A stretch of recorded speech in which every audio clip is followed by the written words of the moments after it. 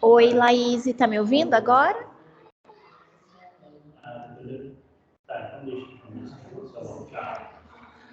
Deu para ouvir?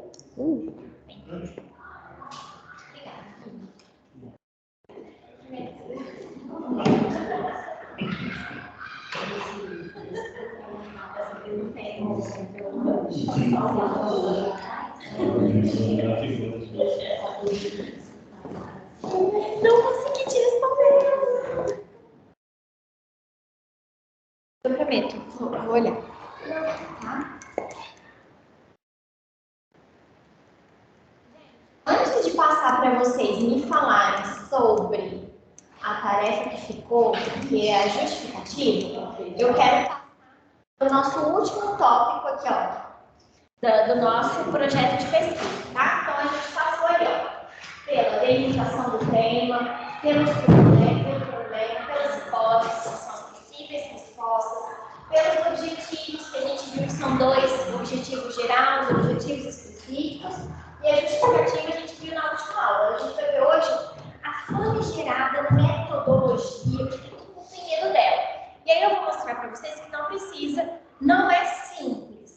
Existem pessoas que estudam muito isso, existe faculdade de estudos metodológicos, tá? Então, para vocês terem noção do negócio que é bem complexo.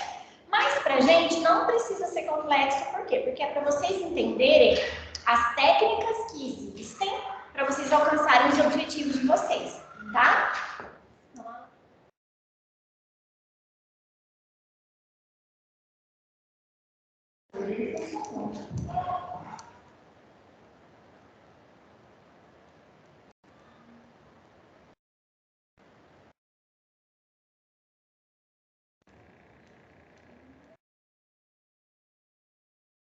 Hoje, vamos ver se vai aparecer a musiquinha. Porque tem que dar uma fatiada no negócio.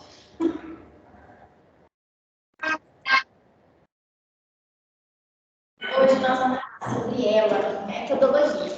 E aí, eu queria começar falando para vocês de uma diferença muito importante na hora de pensar na metodologia.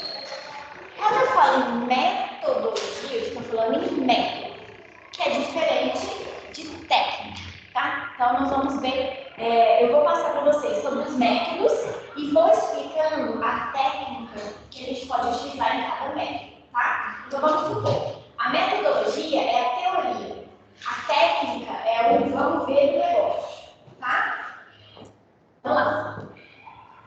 Os métodos de pesquisa, eles são as abordagens sistemáticas. Lembra que eu falei para vocês? Pesquisa científica é sistematização de conhecimento. Então, a gente tem um passo a passo para seguir para chegar ali no nosso resultado. Então, primeiro eu preciso ter uma pergunta, depois eu preciso justificar essa pergunta, mostrando como que é hoje, por que é importante pesquisar. Depois eu crio hipóteses, depois eu tenho um objetivo, que eu vou explicitar o objetivo, depois eu vou justificar por que é importante fazer a pesquisa. Vocês veem que isso é um método, é a construção do pensamento. Isso tudo por quê?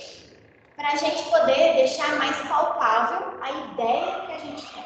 Então, na minha cabeça, a ideia é ótima, mas na hora que eu vou colocar no papel, que eu vou verificar se ela é possível de ser feita, se tem como ser feita da forma que eu pensei, se eu preciso ajustar algumas questões. Então, isso é sistematizar o conhecimento. Mesma coisa em faculdade. Tem matérias que eu vejo no primeiro período. Por quê? Porque eu preciso delas para os próximos. Isso é uma sistematização. Quando o Regis senta lá nas férias para pensar quais serão os conteúdos do próximo semestre, ele está sistematizando o conhecimento de vocês, pegando aquilo que vocês já têm de base para ir continuando, tá?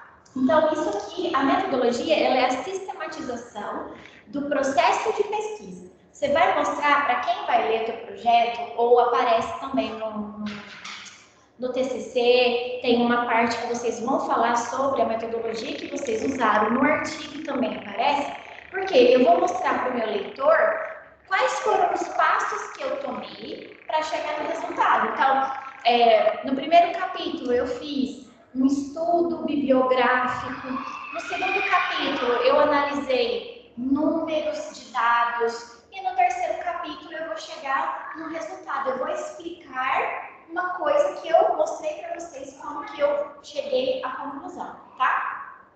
Isso é sistematizar a pesquisa, tá? Isso é método. Isso é método, é criar um sistema que eu vou mostrar de onde eu parti para onde eu vou. Depois, a metodologia nos ajuda a coletar e analisar dados. Lembra que eu falei para vocês? Quando a gente vai criar o objetivo, eu preciso entender os verbos. Qual o verbo que eu vou utilizar para chegar no resultado que eu quero? É a mesma coisa com o método. Qual método eu vou usar para chegar no resultado melhor, tá? Porque quando a gente pensa...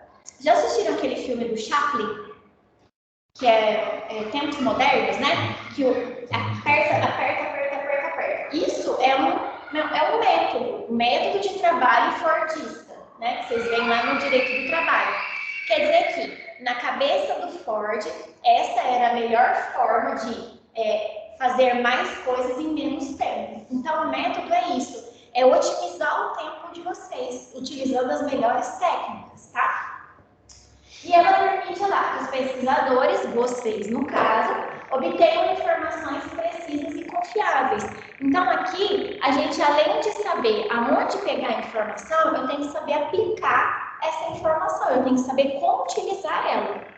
E existem, né, claro, porque nada flores, existem vários tipos de métodos de pesquisa e cada um com as suas próprias vantagens. Quer dizer que cada um tem as suas características. Então, por isso que a gente precisa conhecer para saber quando e onde aplicar, tá? E aí, ao escolher um método de pesquisa, você deve levar em consideração alguns fatores. Então, por exemplo, eu preciso pensar que tipo de pergunta que eu quero responder. Lembra lá no exemplo do objetivo que eu coloquei? Que eu quero saber sobre as políticas públicas de turismo em Poços de Caldas no ano de 2022. Vamos supor que para isso eu precisasse saber quantos turistas Poços de Caldas receberam. Eu preciso saber, então, que tipo de questão que eu quero responder. Eu quero saber quantos turistas Poços de Caldas receberam. A partir disso, aonde que eu preciso ir? Eu preciso ir na Secretaria de Turismo da Prefeitura de Poços de Caldas. E aí eu coloquei lá, de 2022. Então, eu preciso saber, vou chegar lá para o secretário, não para a pessoa que não me entender. Gostaria de saber quantas pessoas visitaram Poços de Caldas no ano de 2022. E aí eu já sei que tipo de técnica, de método que eu vou utilizar para descobrir essa questão que eu coloquei, esse problema que eu quero responder. Depois, tipo de dado que eu desejo coletar. Então, eu desejo coletar, neste caso, o número de pessoas, certo? Então, é importante eu saber que tipo de dado que eu preciso para responder o meu problema. Depois, quais são as limitações práticas? Sei lá, vai que eu chego lá na secretaria e fala que Poços de Caldas recebeu 1 milhão de turistas. Como que eu vou trabalhar com esse número? É um número muito grande. Então, eu preciso pensar, eu preciso reduzir. Ao invés de 1 milhão no ano de 2022, eu posso colocar no primeiro trimestre, que é férias, janeiro, fevereiro e março, por exemplo. Ou no último trimestre, que é Natal, ou nas férias de julho. Aí eu vou reduzindo mais o meu problema de pesquisa, tá? Depois, o tempo. Eu vou ter tempo de analisar todas essas pessoas que vieram? Eu consigo, sei lá, fazer um questionário? Quero saber quantas pessoas frequentam o CRAS da região, aqui divide também por região? Lá em Pouso Alegre é por região, então a gente tem região Nordeste, Norte, Sul, o CRAS ele é dividido assim. Então, por exemplo, eu quero saber quantas pessoas frequentam o CRAS da região Nordeste, que fica lá perto do Center Box, do Baronesa. Aí eu vou lá e descubro, tem muitas pessoas que frequentam o CRAS. E aí, dentro dessas pessoas que frequentam o CRAS, eu quero saber quantas delas são aposentadas. Às vezes, é muita gente, eu não vou conseguir conversar com todo mundo no tempo que eu tenho. Então, talvez eu comece aí a limitar a minha pesquisa. Por isso que é importante saber quais dados eu preciso para chegar no meu resultado. E outra questão, orçamento. Eu tenho uma amiga que ela defendeu a tese, que é o doutorado, lá na USP. E ela trabalha com direito internacional. E o trabalho dela foi sobre crianças refugiadas. Ela começou o doutorado antes da pandemia. Então, o objetivo dela era visitar países que tinham maior índice de crianças refugiadas. Primeira coisa, que a mulher perguntou para ela, a orientadora, você tem orçamento disponível para isso? Por quê? Ela vai pedir lá na USP uma ajuda de custo, mas a USP não vai ajudar ela a ir, sei lá, para a França, né, sozinha. Então, ela tem que ter bala na agulha para cumprir o objetivo que ela se colocou. Então, isso é importante. Eu quero fazer uma pesquisa lá no norte do país. Tem um orçamento disponível? Eu vou conseguir recursos da onde? Então, isso tudo é importante na hora de coletar os dados, na hora de você formar o seu problema, tá? Então, quando a gente fala reduz, olha lá com uma lupinha, é justamente para isso, para que você consiga olhar para isso aqui e já saber. Ah, já sei, não vou conseguir os dados, ou então eu vou levar muito mais tempo do que eu precisava, preciso dar uma reduzida, ou então é muito mais caro do que eu pensei, tá? Então, a gente tem que pensar todas essas questões na hora de escolher o método de realizar a pesquisa, a forma que vocês vão fazer isso, combinado? Aqui eu coloquei alguns principais métodos para vocês conhecerem. Isso aqui não precisa ser motivo de sofrimento, tá? Por quê? Vocês vão ver que ao mesmo tempo que eu utilizo um, eu posso utilizar outro. Então, eles não são excludentes entre si. E a metodologia, na hora de descrever, é um texto. Então, você vai mostrar, por exemplo, no primeiro capítulo, eu quero fazer uma entrevista com os funcionários do supermercado que foi acusado de trabalho escravo. Então, eu vou usar uma pesquisa que a gente vai ver quantitativo. Quer dizer que quanto mais pessoas eu conseguir falar, mais dados eu vou ter. Aí, no segundo capítulo, eu quero trabalhar esses dados. Aí, vocês vão ver que é tipo uma pesquisa, pode ser exploratória, pode ser qualitativa, que eu vou olhar para esses dados e tentar tirar alguma coisa deles, tá? Então, uma não exclui a outra. A gente pode escolher um tipo de metodologia para cada capítulo, para cada parte da minha dissertação, para cada parte do meu TCC, do meu artigo, tá? Então, é só para vocês conhecerem, para saber de onde que vem essas técnicas, certo? Então, a primeira a gente chama de qualitativa. Coloquei para vocês, ó. Argumenta os resultados do estudo por meio de uma análise e percepções, de uma forma mais subjetiva. Busca-se compreender uma trajetória que levou ao problema do trabalho, focando no ponto de vista do entrevistado. Então, quando eu falo de uma pesquisa qualitativa, e eu quero conversar com pessoas, eu não vou falar assim, sabe aquele questionário do IBGE? Você tem geladeira na sua casa? Sim. Quantas geladeiras tem? Uma. Não. Por quê? Porque isso eu não vou ter uma percepção subjetiva do que ele pensa. Então, por exemplo, eu vou lá e pergunto nesse supermercado que foi acusado de ter pessoas de trabalho escravo. Quantas horas você trabalhava por dia? Aí a pessoa fala, eu trabalhava 16 horas. E como que era? Você queria sair e o patrão não deixava? Ou então ele obrigava você a fazer hora extra? Aí você vai escutar o que a pessoa está te contando. Isso é a percepção subjetiva, porque aí você vai trabalhar com essas informações, tá? Então aí lá no seu texto você vai colocar, embora a CLT afirme que o máximo de horas por dia trabalhadas são 8 horas, com adicional de 2, baseado nos relatos dos funcionários, eles não tinham a possibilidade de ir embora no horário devido que o patrão não deixava eles se retirarem do local. Aí vocês podem fazer uma análise subjetiva. Isso fere direitos fundamentais, isso fere direitos humanos, como que a legislação do Brasil vê isso? Tá vendo que a gente não está trabalhando de uma forma impessoal. A gente está comprando uma briga para falar sobre isso no nosso texto, na minha pesquisa, no meu banner, no meu artigo, tá? Então, isso é a pesquisa qualitativa. Ela é aquela questão subjetiva que você vai colocar no seu trabalho, tá? Uma opinião, por exemplo. Então, sei lá, vamos supor, aqui em Itajaí tem uma pessoa que ela dá uns pareceres, ela é muito importante. A opinião dela é importante e relevante para a sociedade. Então, você pode trabalhar essas questões de opinião em trabalho científico. Não tem problema nenhum. Desde que você expresse de quem é essa opinião. Tá? Depois a gente tem a quantitativa, lá, baseada em números e gráficos para chegar a um resultado. Essa abordagem é necessária para validar as hipóteses apresentadas e coletar dados, como observação, aplicação de questionário, entrevista, análise. A realidade ela só pode ser compreendida por meio da análise de dados brutos.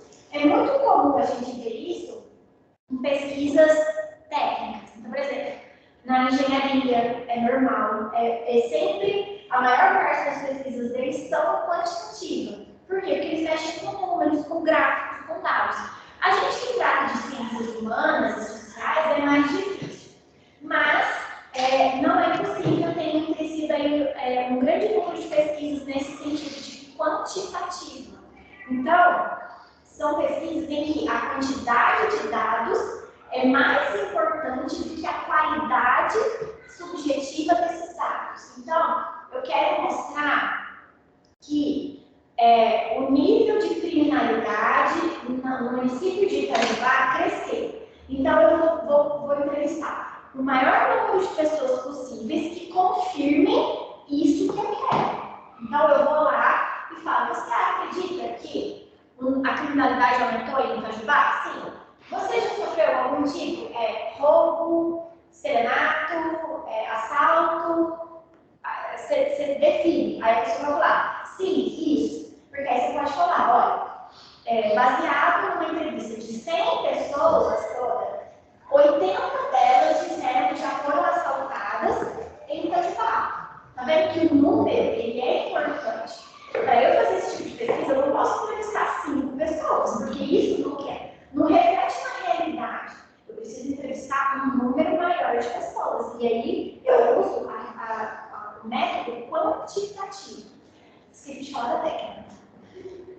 O questionário é uma técnica para eu chegar a um resultado metodológico quantitativo. Então, a diferença de método e técnica. O método é a teoria. Eu vou usar a teoria quantitativa. Qual que é a técnica? Vou aplicar questionário. Eu vou fazer gráfico. Sabe? Isso são técnicas de pesquisa para chegar nessa técnica. Tá? Outra, descritiva. Faz uma coleta de dados qualitativos, mas não interfere na análise dos dados. O pesquisador apenas descreve todas as experiências de maneira totalmente imparcial através de uma análise minuciosa de um objeto de estudo, como uma empresa, uma situação, um problema, uma determinada região. Trabalho escravo que a gente estava falando. A pesquisa descritiva seria nesse sentido, talvez no meu primeiro capítulo. Eu vou demonstrar que lá tinha trabalho escravo. Então, eu vou descrever a situação. Eu vou lá. O supermercado tinha 500 funcionários. Desses 500, 250 deles afirmam que eles não podiam sair no horário de trabalhar, além daquilo estipulado pela legislação.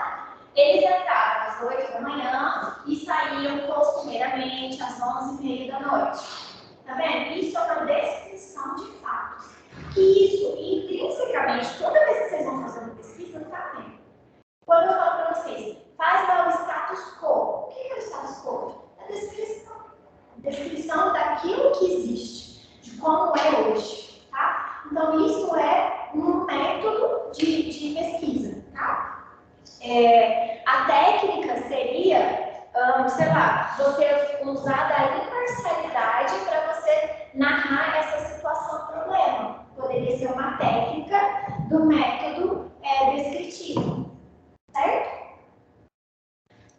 Outra questão, explicativo. Se preocupe em identificar algumas situações que contribuem com a ocorrência de um fenômeno, utilizando-se de métodos experimentais para explorar o assunto.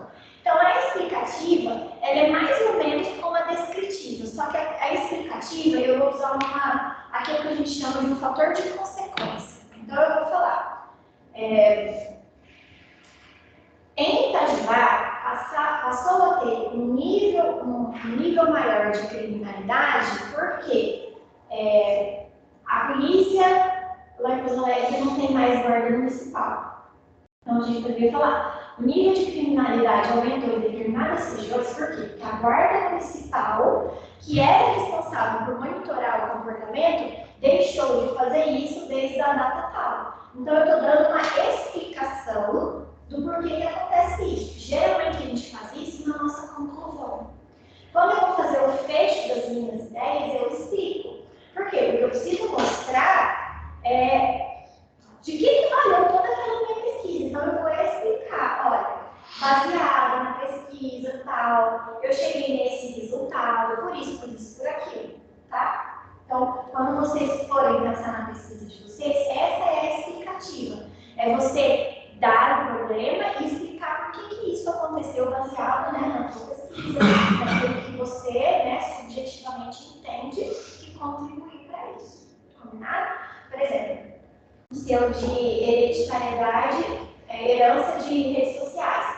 E aí você vai falar, não deve passar, né, para os sucessores. Aí você vai explicar o porquê. Baseado na legislação, isso fere direitos e garantias individuais, certo? Isso é explicativo, tá? Outra, bibliográfica. Essa aqui é a mais comum e ela é geralmente obrigatória na pesquisa científica, porque não tem como você fazer pesquisa científica sem ser análise de livros, de artigos, de textos, sabe? De doutrinas. Então, a bibliográfica sempre vai estar em qualquer tipo de pesquisa científica, certo? Aí eu coloquei para vocês, ó, a gente pode partir de artigos, livros, revistas científicas, e isso tudo para a gente poder dar corpo para aquilo que eu já conheço, para fazer dissertação. Vocês estão começando, então é muito difícil a gente escrever uma página inteira sem nenhum tipo de citação. Não é que vocês não saibam o assunto, mas é porque como vocês ainda são bebês na pesquisa, né, a gente está aqui na graduação, eu preciso trazer pessoas que me ajudem a segurar o meu argumento. Então, a cada parágrafo é importante ter uma citação. Professora, não fica demais. Não, na pesquisa isso é muito comum, tá? Então, por exemplo, eu fiz uma citação direta. Você sabe o que é citação direta? Sabe? Eu vou ver, acho que no meu artigo, eu trouxe um artigo aqui para vocês analisarem comigo. Deixa eu ver.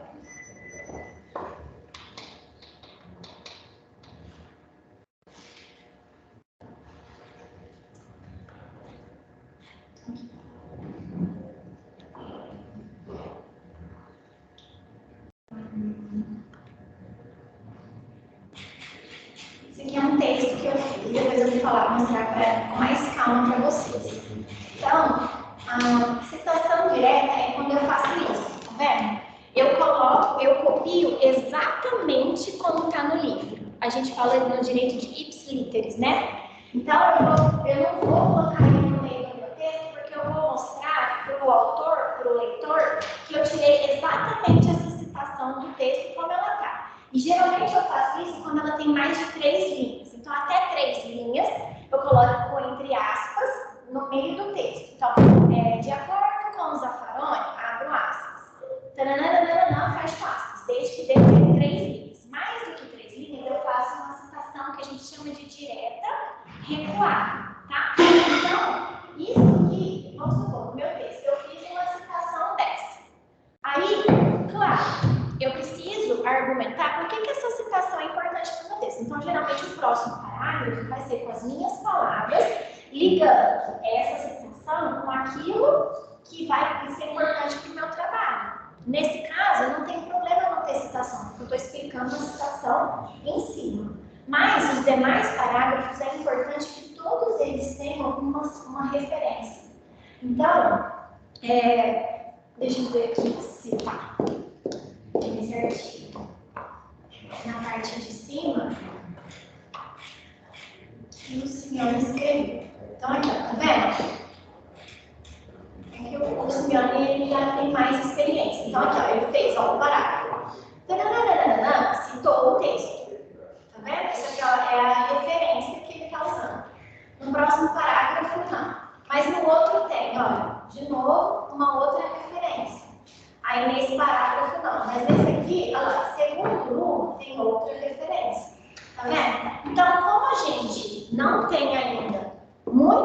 conhecimento ou, né, a pesquisa científica mostra que a gente ainda está muito no comecinho, é importante que todos os parágrafos venham com citação, tá? Seja ela de acordo com o fulano de tal, ou então entre parênteses, para mostrar de onde que eu tirei essa ideia que eu estou colocando no meu texto, tá bom? E tudo isso por quê, né? Por que eu estou falando disso? Esqueci.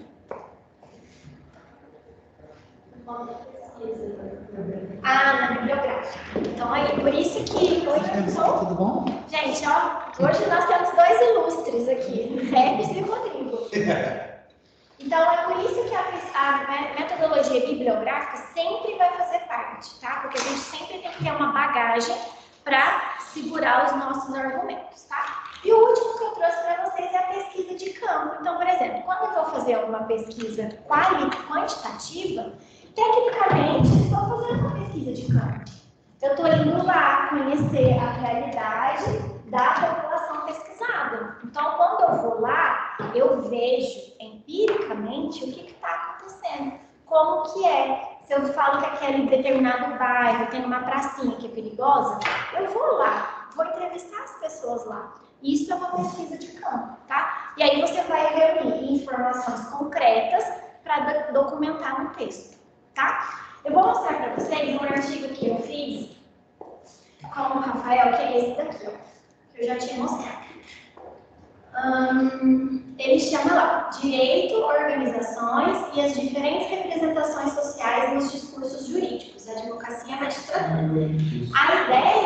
A ideia é que a gente entrevistou membros da magistratura e membros da advocacia para saber como que os magistrados enxergam a atuação dos advogados e como os advogados enxergam a atuação dos magistrados, tá? Porque a gente queria provar a ideia de que existe por trás de uma organização, por exemplo, organização, magistratura, uma certa proteção. Então, quando a gente foi falar com os juízes, eles não falam assim abertamente, o advogado é ruim, ou eles estão... Não. Eles falam assim, não, a minha atuação, o meu contato com os advogados foi sempre cordial, nunca existiram grandes problemas, a gente tem uma ótima relação. Isso foi o que os magistrados falaram. Agora, quando eu entrevistei os advogados, foi o contrário. Falando, porque os magistrados, eles têm abuso de autoridade, eles não escutam as testemunhas, eles querem conduzir o processo, sendo que, na verdade, eles deveriam... querem conduzir o resultado do processo, sendo que, na verdade, eles deveriam só atuar ali, tentando, né, conciliar as partes. E aí, eu fiz o quê? Uma pesquisa de campo. Fui lá no fórum e conversei com os magistrados e fiz uma pesquisa que a gente chama de quantitativa. Então, eu fiz uma pesquisa quantitativa, que eu precisava que eles respondessem um questionário, mas eu utilizei esse questionário para fazer uma análise subjetiva daquilo que eu queria provar. E aí eu gravei todas as entrevistas, avisei para eles, olha, essa entrevista está sendo gravada. Depois eu degravei todos os discursos e fui criando um texto a partir das coisas incomuns que eles falavam. Então, ó, acho que o primeiro que eu falo é sobre o discurso da magistratura. Então, olha lá. Isso aqui foi o que todos os juízes que eu entrevistei falaram mais ou menos a mesma coisa. Então, eu construí um texto para mostrar isso. Ó. De um modo geral, eu vejo o ensino jurídico deficiente, especialmente pela baixa exigência e rigor das faculdades. Pode se explicar por conta do elevado número de faculdades de direito. Nós sabemos que uma instituição exigente pode ocasionar perda de alunos. Aí, lá na minha última pergunta, o que você acha da relação entre juízes e advogados? Aí, a maioria deles. Nunca tive desavença pessoal com qualquer advogado. Em um primeiro momento, né, o advogado atua para uma das partes. E, portanto, ele tem interesse direto no resultado do processo, que o magistrado não tem. A gente deve respeitar a função de cada um no processo. O advogado tem a função de ajuizar a ação, produzir provas e defender o direito do seu cliente. O juiz tem a função de decidir. Essa relação deve ser desarmônica na medida que expressam pontos de vista diferentes. Então, isso foi o que os juízes falaram para mim. Aí, aqui, o que o advogado pensa com relação aos magistrados? Ó,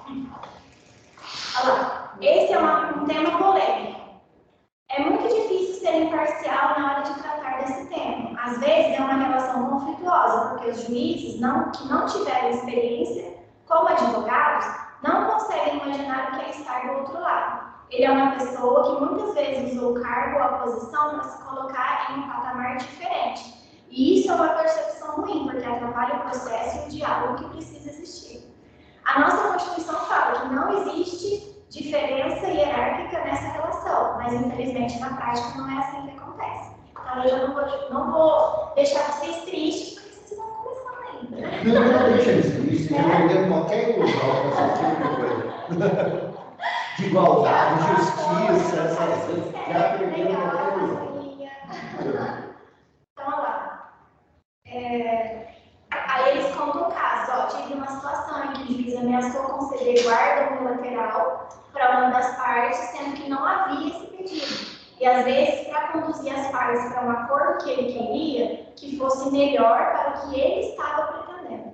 Então, essa é um modelo, tipo de pesquisa que eu utilizei. Eu utilizei uma pesquisa qualitativa, quantitativa, utilizei a explicação, a bibliografia, tudo isso para fazer um texto, né? Construir aí um pensamento.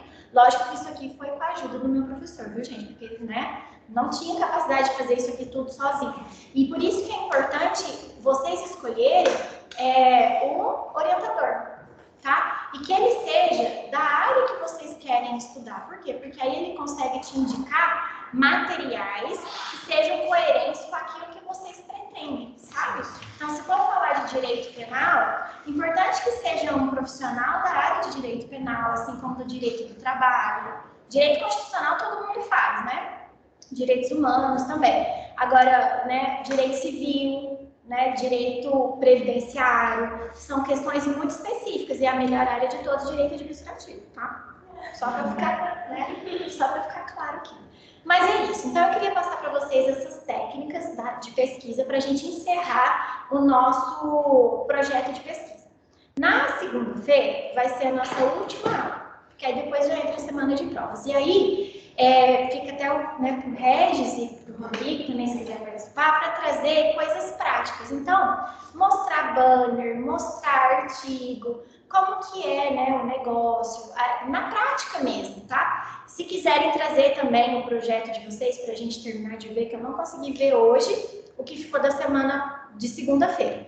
Aí, se quiser trazer também para a gente debater e conversar, certo? Professores, querem acrescentar alguma coisa? Eu peguei um ponto ali que você estava falando sobre a fundamentação dos parágrafos, né? Há uma divergência de entendimento nosso em relação a isso. Eu entendo que o acadêmico ele deve buscar produzir, né? A grande dificuldade, e eu entendo, né, o apontamento da professora Jéssica no seguinte sentido, ficou claro? Então você pega um parágrafo de um determinado autor, reescreve ele mudando só a ordem das palavras e acha que você está criando um novo parágrafo. Não é. Isso chama-se paráfrase. Ainda assim você continua citando aquele autor. E aí muitas vezes a pessoa apropria para si algo que não é dela. E é essa a grande dificuldade. Mas todas as vezes que eu estou fazendo uma avaliação, né, seja de TCC, de mestrado, eu sempre bato muito na tecla quando o acadêmico ele traz muitas citações. Então, se todo parágrafo dele tem uma citação, eu, como avaliador, fico na seguinte dúvida: e o que é ele? Porque para mim é uma coxa de retalhos. Eu vou pegar um pouco da Jéssica, um pouco do Rodrigo, um pouco do Regis, mas o que o acadêmico pensou? O que veio dele? Por que aquilo ali instigou ele a colocar aquela parte do livro do Rodrigo no TCC dele? Então, eu entendo, e aí, né, é uma questão de técnica, que seria importante que vocês tivessem também um pouco da fala de vocês. E aí, veja, é muito fácil identificar se é de vocês ou não. Por quê? Linguajar. A forma de se escrever, se for uma paráfrase, nós vamos saber que as palavras que ali estão sendo utilizadas não são de vocês. Por quê? Contextualização. Então, pessoal, preciso só para vocês entenderem assim. Eu vou escrever qualquer coisa no TCC porque o professor não vai ler. Vai se atentar. E assim, uma preocupação muito grande diante do que a professora Jéssica trouxe é a questão da escolha do orientador. Aqueles que forem meus orientandos, eu sou corresponsável por eles. Então, eu vou ter uma responsabilidade naquele trabalho. Fui eu que escrevi? Não. Mas eu chancelei, eu avalizei aquele trabalho. Então, muitas vezes, vocês vão ver aí a pessoa desesperada no corredor, falando assim: nossa, mas o professor Rodrigo não aceita o meu TCC, eu preciso defender, eu quero acabar a faculdade, eu quero colar grau, e o professor Rodrigo não deixa. Via de regra, você não deve escolher um orientador que você quer considerar como amigo após.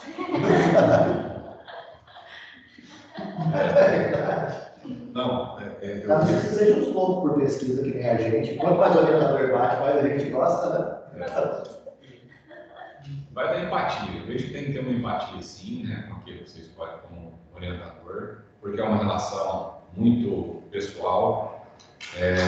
Os meus orientadores, né? De tudo que eu fiz aqui, eu não tenho nada para reclamar. Eu acho que tudo que eles exigiram foi de forma adequada, as correções, e aquilo que é desproporcional, né?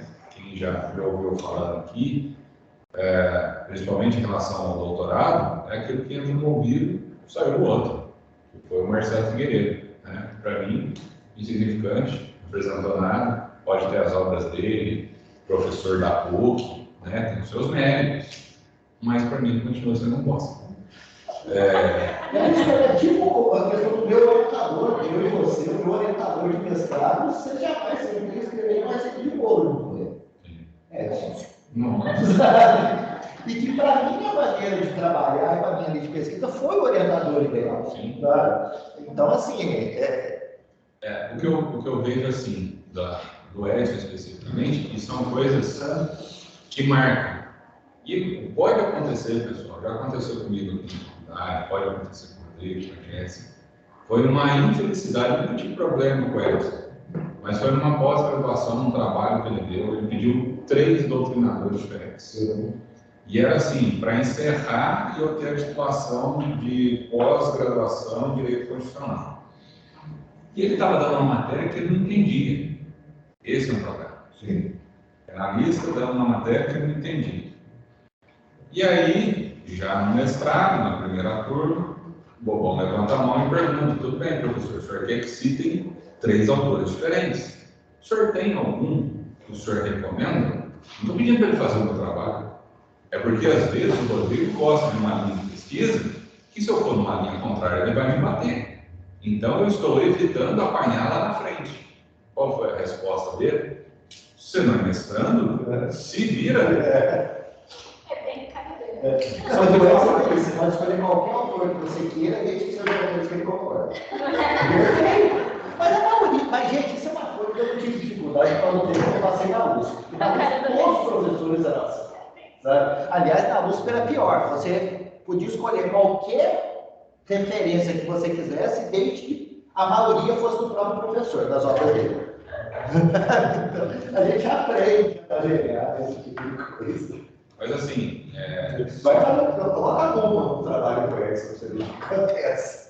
É só vocês entenderem assim, pessoal, que divergências, né, igual o professor Rodrigo está colocando, são naturais, vão acontecer.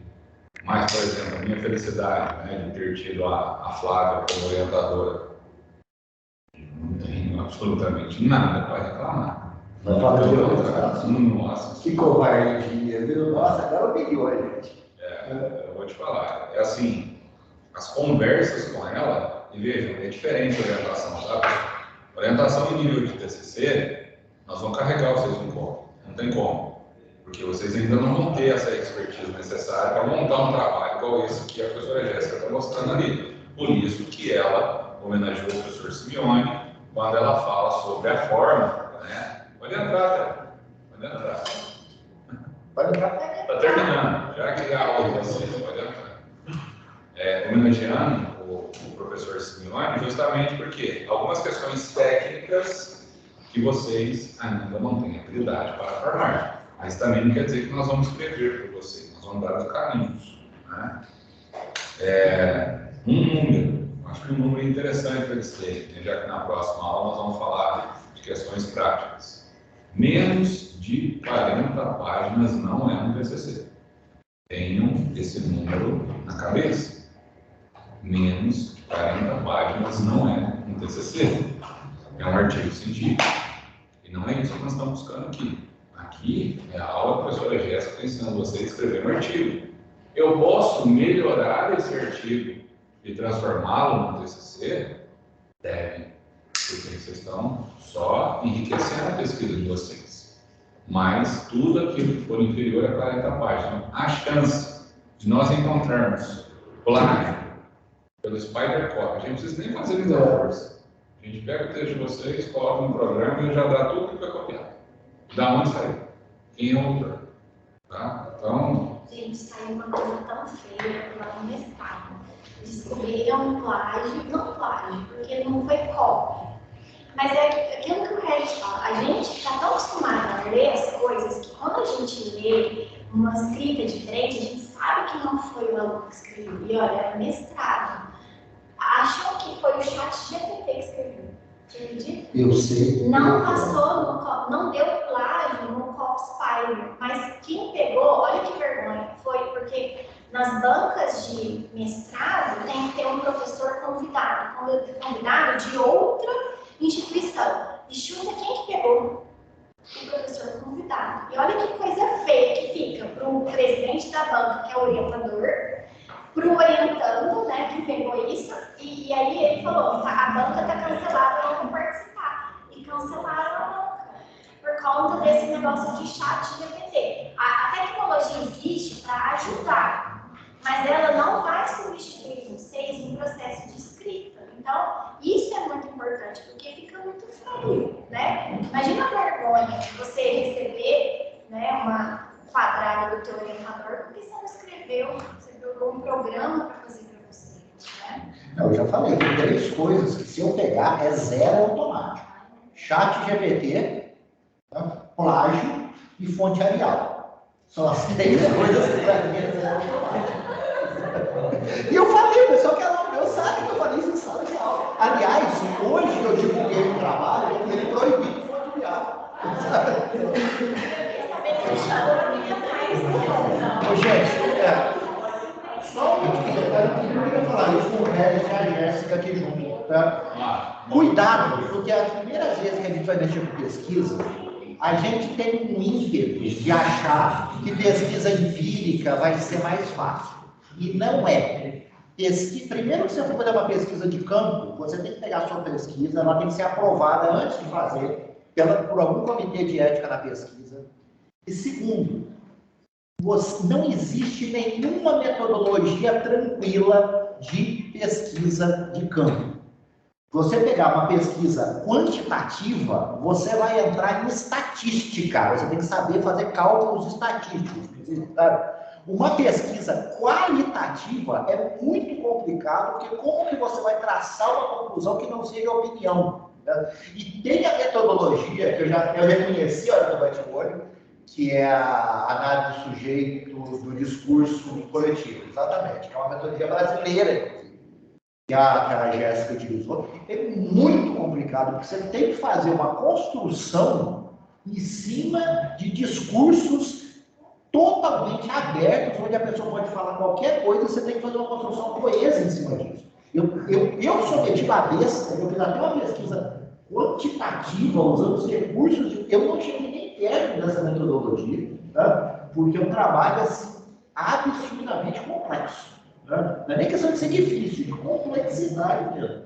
Então, gente, muito cuidado, quem fala assim, vou fazer uma pesquisa de campo, tá? Porque é uma coisa muito, muito complicada, maravilhoso. Né? Você faz uma pesquisa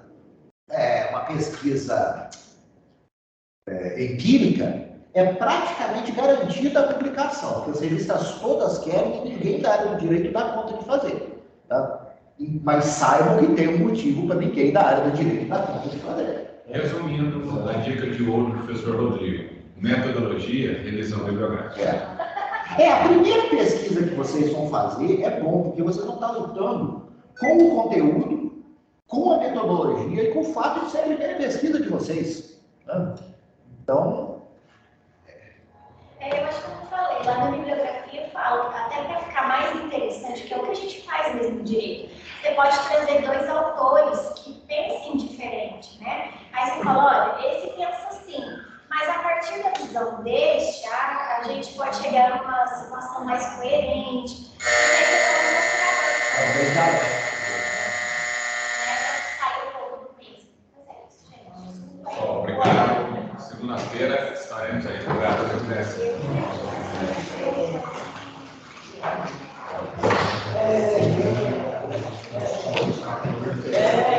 Tá bom?